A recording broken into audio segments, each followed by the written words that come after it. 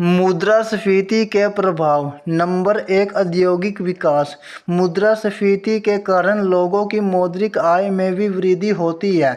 इससे विभिन्न प्रकार की वस्तुओं तथा सेवाओं की मांग भी बढ़ती है। परिणाम स्वरूप देश में बार बार उद्योग स्थापित होते हैं, जो कि देश के आर्थिक विकास के लिए उपयुक्त है। नंबर 2, रोजगार पर प्रभाव। औद्योगिक विकास के कारण रोजगार के अवसर बढ़ते हैं।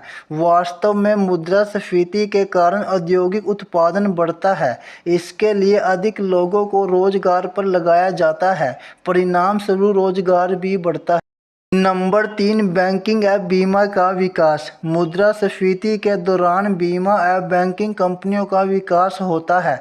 बैंकों में जमा राशियों में वृद्धि होती है, ऋणों की मांग बढ़ती है तथा साख का विस्तार होता है। नंबर 4, उत्पादकों को लाभ। उत्पादकों को मुद्रास्फीति से लाभ होता है।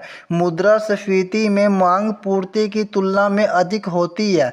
मांग वृद्धि के कारण कीमतों में भी वृद्धि हो जाती है। उत्पादक अधिक लाभ कमाने के उद्देश्य से अधिक उत्पादन भी करने लगते हैं। नंबर 5, तृणी वर्ग को लाभ। मुद्रास्फीति में मुद्रा का मूल्य कम होता है। परिणाम स्वरूप तृणी को लाभ होता है। इसका कारण यह है कि जब तृणी द्वारा राशि लौटाई जाती है तो इसका वास्तविक मूल्य स्फीति से पहले तुलना में बहुत कम होता है। मुद्रास्फीति के बुरे अथवा प्रतिकूल प्रभाव। नंबर 1, सामान्य जनता पर बुरा प्रभाव। मुद्रास्फीति के कारण आम जनता के द्वारा उपभोग की जाने वाली वस्तुएं महंगी हो जाती है। परिणाम स्वरूप समाज में असंतोष की लहर उत्पन्न होती है। नंबर 2, उपभोक्ता वर्ग को हानि। मुद्रास्फीति का उपभोक्ताओं पर बुरा प्रभाव पड़ता है। वस्तुओं के मूल्य बढ़ने से वे आवश्यक व्यय को पूरा नहीं कर पाते हैं। पुरानी बचतों का आश्रय लेकर उन्हें जीवन निर्वाह करना पड़ता है। जिनके पास पुरानी बचतें नहीं होती उन्हें तो बहुत ही दयनीय स्थिति से गुजरना पड़ता है। नंबर 3, सरकार को हानि। मुद्रास्फीति से सरकार को हानि होती है, क्योंकि सार्वजनिक निर्माण संबंधी कार्यों पर पूर्व निर्धारित व्यय से अधिक खर्च करना पड़ता है। ऐसी स्थिति में सरकार को घाटे की वित्त व्यवस्था का सहारा लेना पड़ता है, जिससे कीमतों में वृद्धि होती है। नंबर 4, श्रमिक और निश्चित आय वर्ग को हानि। मुद्रास्फीति से श्रमिकों और निश्चित आय वाले व्यक्तियों को काफ़ी हानि उठानी पड़ती है, क्योंकि मजदूरी की दरें उस अनुपात से नहीं बढ़ती जिस अनुपात से देश में कीमतें बढ़ रही होती है।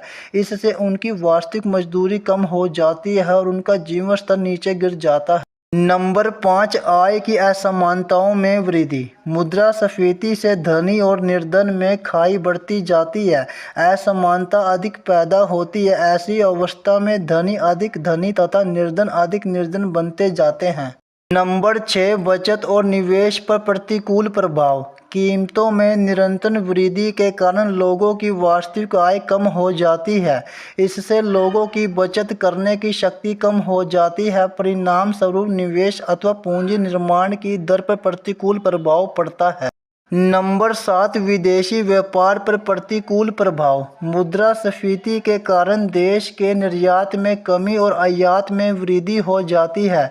परिणाम स्वरूप व्यापार संतुलन बिगड़ जाता है। नंबर 8, नैतिक पतन। निरंतर बढ़ती हुई कीमतों के कारण अर्थव्यवस्था में अस्थिरता पैदा हो जाती है। वेतनभोगी कर्मचारियों का नैतिक पतन हो जाता है। वे घूसखोरी जैसे अनैतिक तरीकों में विश्वास करने लगते हैं।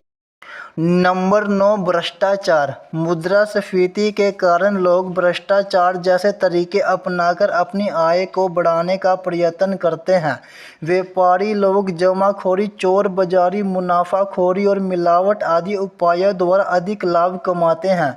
बेरोजगार व्यक्ति चोरी, डकैती आदि करने लगते हैं। इस प्रकार देश में भ्रष्टाचार का जाल फैला